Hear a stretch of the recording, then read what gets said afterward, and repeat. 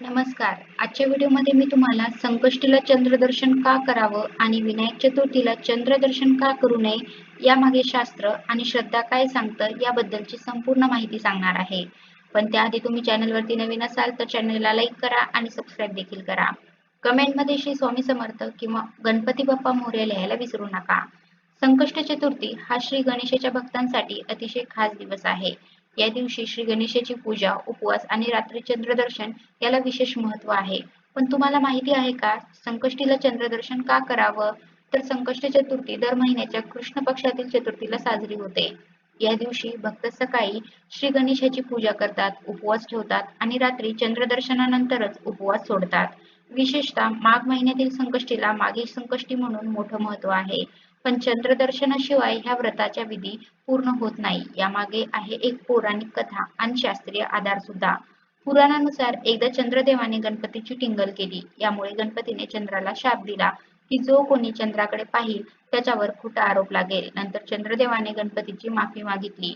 तेव्हा गणपतीने सांगितले की संकष्टी चतुर्थीला चंद्रदर्शन केल्यानं हा शाप रद्द होईल आणि भक्तांची संकट दूर होतील. ही कथा सांगते की संकष्टीला चंद्रदर्शन केल्यानं गणपती आणि चंद्रदेव दोघांचेही आशीर्वाद मिळतात. यामुळेच भक्तांचं जीवन सुखी आणि संकटमुक्त होतं. आता यामागे शास्त्रीय आधार सुद्धा आहे. शास्त्रीय दृष्टिकोन असा की चंद्र हा मनाचा कारक आहे. आयुर्वेद आणि ज्योतिषशास्त्रात चंद्राला शीतल आणि शांततेचं प्रतीक मानलं जातं. संकष्टीच्या रात्री चंद्रदर्शन केल्यानं मनाला शांती मिळते, नकारात्मक विचार दूर होतात आणि उपवासाचा शारीरिक, मानसिक ताण कमी होतो. चंद्राच्या शीतल किरणांचा प्रभाव शरीरावर आणि मनावर सकारात्मक परिणाम करतो. म्हणूनच उपवासानंतर चंद्रदर्शनाला महत्त्व देण्यात आलं आहे. श्रद्धेच्या दृष्टिकोनातून चंद्रदर्शन हा गणपती भक्तीचा एक अविभाज्य भाग आहे. भक्तांचा विश्वास आहे की चंद्रदर्शनानं गणपती त्यांच्या प्रार्थना ऐकतो आणि त्यांच्या अडचणी दूर करतो. हा विधी केवळ धार्मिक नाही तर कुटुंबाला एकत्र आणणारा आणि श्रद्धा वाढवणारा मानला गेलाय.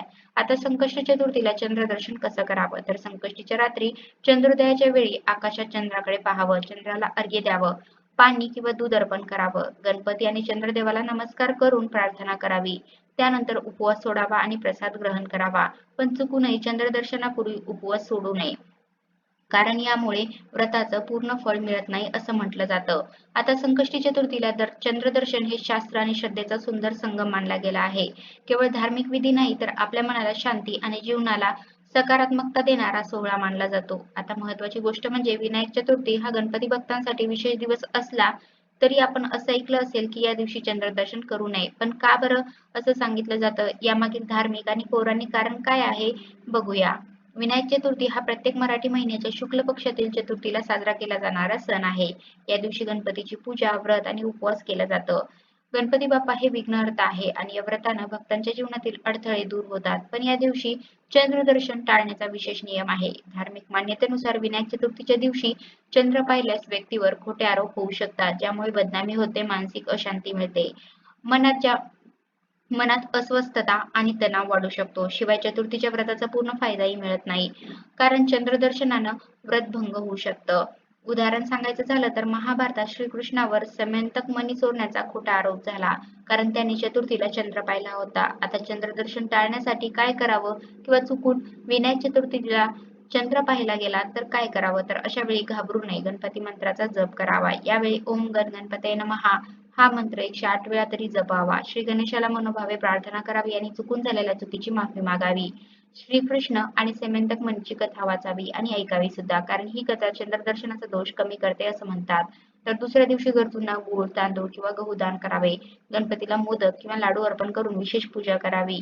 विनायक चतुर्थीचं व्रत हे मनोभावे पाळल्यानं गणपतीची विशेष कृपा प्राप्ती होते असं म्हणतात. हे व्रत सुद्धा जीवनातील अडथळे दूर करते, बुद्धी आणि समृद्धी देते. मात्र चंद्रदर्शन टाळणं हा या व्रताचा महत्त्वाचा भाग आहे. कारण यामुळे व्रताची शुद्धता आणि भक्ती कायम राहते. तर विनायक चतुर्थीला चंद्रदर्शन टाळणं हे गणपती बाप्पांच्या भक्तांसाठी आणि व्रताच्या पवित्रतेसाठी खूप महत्त्वाचं मानलं गेलं आहे. याचबरोबर पौराणिक कथेनुसार चंद्रदर्शनाने दोष लागतो, पण योग्य काळजी आणि उपायांनी यापासून बचाव केला जाऊ शकतो. गणपतीच्या कृपेनं आपलं जीवन सुखी आणि समृद्ध हो हीच बाप्पाचरणी प्रार्थना. तर अशा प्रकारे आजच्या व्हिडिओमध्ये मी तुम्हाला संकष्टीला चंद्रदर्शन का करावं आणि विनायक चतुर्थीला चंद्रदर्शन का करू नये यामागे शास्त्र आणि श्रद्धा काय सांगतं याबद्दलची संपूर्ण माहिती सांगण्याचा प्रयत्न केला आहे. कसा वाटला तुम्हाला माझा आजचा व्हिडिओ? कमेंट करून नक्की सांगा. धन्यवाद.